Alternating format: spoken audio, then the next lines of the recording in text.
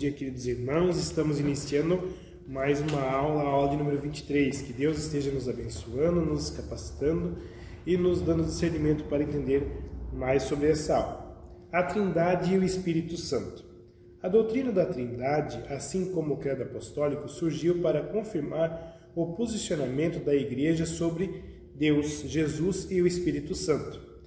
Conforme os ensinamentos de Jesus e da Palavra de Deus, isto porque, com o surgimento de diversas outras doutrinas, filosofias e crenças humanas, era necessário explicar de forma cada vez mais completa a finalidade de cada uma dessas pessoas da Trindade, para que não houvesse confusão e nem se misturasse o puro Evangelho com ensinamentos humanos. Nós cremos na Trindade, pois encontramos explicada claramente na Bíblia. Embora a palavra Trindade não apareça em nenhuma passagem bíblica, no ler a Bíblia vamos encontrar a ação distinta de Deus em três pessoas: o Pai, Criador e mantenedor da vida, o Filho, Salvador e Senhor sobre todas as coisas, e o Espírito Santo, como o Consolador e Criador da fé nos corações e mentes. A unidade divina é uma unidade composta e nesta unidade há realmente três pessoas distintas, cada uma das quais é Deus, e que, no entanto, cada uma está consciente das outras duas. Os três cooperam unidos em um mesmo propósito, de maneira no pleno sentido da palavra, são um. O Pai cria, o Filho redime e o Espírito Santo dá o testemunho, e no entanto, em cada uma dessas operações divinas, os três estão presentes. O Pai é o Criador, mas o Filho e o Espírito Santo são tidos como cooperadores na mesma obra. O Filho é o Redentor, mas Deus e o Pai e o Espírito são considerados como pessoas que enviam o Filho redimir. O Espírito Santo é o santificador, mas o Pai e o Filho cooperam nessa obra. A Trindade é uma comunhão eterna, mas a obra da redenção do homem evocou sua manifestação histórica. O Filho entrou no mundo de uma maneira nova ao tomar sobre si a natureza humana. Ele foi dado um novo nome, Jesus. O Espírito Santo entrou no mundo de uma maneira nova, isto é, o Espírito de Cristo, incorporado na Igreja. O Pai deu testemunho do Filho, Mateus capítulo 3, versículo 17. O Filho deu testemunho do Pai, João capítulo 5, versículo 19. E o Filho deu testemunho do Espírito, João capítulo 14, versículo 26. Mais tarde, o Espírito deu testemunho do Filho, João capítulo 15, versículo 26. Há um só Deus. É um Deus único, mas que aparece na Bíblia sob três formas distintas. O próprio Jesus confirmou isto antes de subir ao céu, mandando-nos batizar os convertidos em nome do Pai, do Filho e do Espírito Santo. Mateus capítulo 28, versículo 18 a 20. Após subir ao céu, Jesus enviou o Espírito Santo para nos consolar, unir e capacitar para testemunhar e louvar a Deus em espírito e verdade. Tomemos uma fruta como exemplo, pois ela é a única fruta, mas tem três partes distintas: a casca, a polpa e sementes. Tem três partes, mas é uma única fruta. Não são três frutas. Em diversas vezes, a palavra faz distinção entre o Pai, o Filho e o Espírito Santo. São a mesma coisa, mas vimos que são uma coisa só. Lemos em João, capítulo 1, versículo 14, e o Verbo se fez carne, e habitou entre nós, cheio de graça e de verdade, e vimos a sua glória com a glória do unigênito do Pai. Paulo encerra a sua segunda carta aos Coríntios desejando a graça do Senhor Jesus Cristo e o amor de Deus e a comunhão do Espírito Santo sejam com todos vós. 2 Coríntios, capítulo 13, versículo 14. Em todas as páginas da Bíblia encontramos Deus presente através do seu Espírito Santo. Não poderia ser de outra maneira, pois as Sagradas Escrituras foram produzidas pelo seu intermédio. Ele é uma pessoa que atua no mundo, habita em nós e nos dá condições de crer e testemunhar nossa fé. Ele é identificado como Deus, pois possui as mesmas qualidades de Deus. Está presente em toda parte. Salmo 139, 7. Tem o conhecimento de todas as coisas. 1 Coríntios, capítulo 2, versículo 10. E é todo-poderoso, pois nada lhe é impossível. 1 Coríntios, capítulo 12, versículo 11. Nos tempos do profeta Joel, Deus prometeu a vinda do Espírito Santo sobre os seus filhos, visando a realização de uma obra especial no mundo. Joel, capítulo 2, versículo 28. Jesus Cristo reafirmou essa promessa em João, capítulo 14, versículos 26 a 28, e Atos dos Apóstolos, capítulo 1, versículo 4 a 5. A dádiva do Espírito Santo significou para o homem a capacidade de realizar a obra de Deus. Essa capacitação hoje é disponível a todo aquele que crê em Jesus Cristo e procura servi-lo. A obra do Espírito Santo. Primeiro, na nossa vida, ele convence do pecado. João, capítulo 16, versículo 8. Revelando ao ser humano a sua condição de culpado e o guia a ter fé em Jesus como seu Salvador pessoal. Ele também ajuda o crente no crescimento na fé e na transformação do caráter e personalidade do cristão. Ele também é o nosso Consolador. João, capítulo 14, versículo 16, revelando a verdade para a vida do indivíduo. João, capítulo 14, versículo 17, dando-lhe certeza de que o Filho de Deus. Efésios, capítulo 2, versículos de 8 a 9 e 1 João, capítulo 1, versículo 9. Segundo, na igreja. Ele faz crescer as igrejas. Atos, capítulo 9, versículo 31, e dirige. Atos, capítulo 13, versículo 2, concedendo dons espirituais aos cristãos. 1 Coríntios, capítulo 12, versículos de 8 a 11. Ele construiu pastores, líderes e mestres sobre as igrejas, chamando-os, dando-lhes capacidade. Atos dos Apóstolos, capítulo 20, versículo 28. Terceiro, no mundo. Ele opera no mundo, convencendo do pecado, da justiça e do juízo. João, capítulo 16, versículos de 9 a 11. Foi Jesus quem apresentou o Espírito Santo, mas agora eu vou para junto daquele que me enviou. E nenhum de vós me pergunta para onde vais? Pelo contrário, porque vos tenho dito essas coisas, a tristeza encheu o vosso coração. Mas eu vos digo a verdade, convém-vos que eu vá, porque eu não vou. Se eu não for, o Consolador não virá para vós.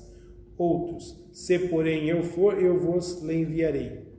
Quando ele vier, o Espírito Santo convencerá o mundo do pecado, da justiça e do juízo.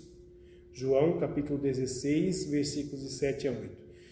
E quando vier, porém, o Espírito da verdade, ele vos guiará a toda a verdade, porque não falará por si mesmo, mas dirá tudo o que tiver ouvido e nos anunciará as coisas que hão de acontecer. João, capítulo 16,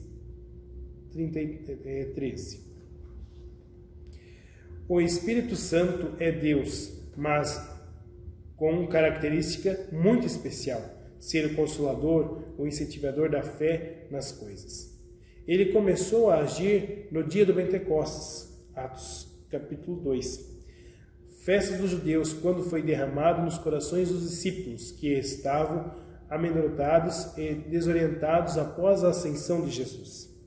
Conta a Bíblia que eles, com medo de morrerem como Jesus, executado pelos romanos, estavam sem coragem para testemunhar a sua fé, e sem saber o rumo tomar sem o Mestre Jesus. A descida do Espírito Santo sobre eles, em forma de línguas de fogo, deu-lhes coragem e um novo sentido para as suas vidas.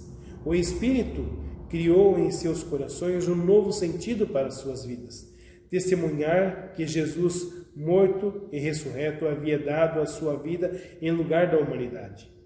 Saíram da casa onde estavam escondidos e foram para a praça, onde milhares de pessoas festejavam a festa do Pentecostes, destinada a agradecer pela colheita, e ali falaram sobre Jesus. Nesse momento, mais uma coisa impressionante aconteceu. Não só o Espírito Santo dirigiu as palavras, mas também fez com que cada pessoa estrangeira entendesse a mensagem do Evangelho, na sua própria língua. Pois havia muitos mercadores e viajantes de outros países em Jerusalém. Muitas pessoas se maravilhavam com a mensagem de Pedro e dos discípulos. Naquele dia o Espírito Santo tocou no coração de 3.000 pessoas que aceitaram a mensagem de Jesus e foram batizadas. Iniciou-se a igreja cristã do primeiro século, fruto do agir do Espírito Santo e de homens guiados por ele. O milagre de falar em línguas, transcrito em Atos capítulo 2, versículos de 5 a 13, tinha a finalidade de divulgar a mensagem do Evangelho às pessoas de diversas nacionalidades que se encontravam ali. Não só a linguagem, mas a convicção e o próprio testemunho dos discípulos fazem parte da obra do Espírito Santo naquele dia. Hoje em dia, o Espírito Santo continua agindo nas comunidades cristãs, concedendo dons para os cristãos, pode servir a Deus e a Igreja. Nas primeiras comunidades aconteceram muitos casos especiais e dons do Espírito Santo. Profetizar, expulsar demônios, falar em línguas espirituais eram considerados dons do Espírito. No início, o apóstolo Paulo aceitava todos os dons como sendo bons e úteis, mas com o passar do tempo ele passa a exortar aos cristãos para que eliminassem a vaidade espiritual, pois os dons não são merecimentos ou qualidades próprias de cada pessoa, mas sim fruto do agir de Deus em nossa vida, e os dons são sempre usados para engrandecer a Deus e melhorar a vida da igreja. Além disto, segundo o apóstolo Paulo, o fruto do agir do Espírito Santo em nossa vida são caridade, alegria, paz, paciência, vontade de fazer o bem, bondade, fé, mansidão, esperança, conforme Gálatas capítulo 5, versículos 22 a 23. Eles sim devem ser buscados ansiosamente através de nossas orações. Finalizando, o Espírito Santo é o autor, a origem e orientador do poder para o processo do crescimento espiritual que acontece na vida do cristão. Ele é responsável pela sobrevivência da igreja e da fé no coração e mentes das pessoas. Ele cumpre o que Jesus ensinou, preservando em nosso coração o amor, a fé e a esperança. Em Efésios capítulo 2, versículo 22, e em 1 Coríntios capítulo 6, versículo 19, Paulo explica que Deus mora no cristão, na nossa pessoa do Espírito Santo. Devemos buscar ser cheios do Espírito Santo de Deus. Efésios capítulo 5, versículos 18 a 21. Buscando conhecer cada vez mais a Deus e a sua obra, cuidando para não apagar a influência do Espírito em nós. 1 Tessalonicenses capítulo 5, versículo 19. Através de nossa desobediência constante ao seu ensino. Por último, devemos evitar de entristecer o Espírito Santo. Efésios capítulo 4, versículo 30. Através da amargura, cólera, ira, gritaria, blasfêmias, malícia, falta de perdão, deixar de amar pessoas e etc. Precisamos nascer de novo pela conversão. João capítulo 3, versículo 6. Confessar os pecados a Deus e ter convicção do seu perdão. 1 João capítulo 1, versículo 9. Manter sempre o coração puro, a consciência limpa e ter uma fé não fingida. 1 Timóteo capítulo 1, versículo 5. E submeter a nossa vida ao controle do Espírito. Então o pecado não terá mais domínio, sobre nós. Romanos capítulo 6, versículo 12 a 14. Muito importante, a doutrina da Trindade é atacada por pessoas de outras religiões, por dizerem que Jesus e o Espírito Santo não são Deus. Mas, na verdade, o que ataca não é a doutrina da Trindade, mas sim a doutrina pela salvação pela fé. Menosprezando a Jesus ou ao Espírito Santo, assume uma postura legalista do Antigo Testamento, deixando de lado toda a boa nova do Evangelho e completa o Antigo Testamento. Cuidado, Jesus disse: eu sou o caminho, a verdade e a vida. Ninguém vem ao Pai a não ser por mim.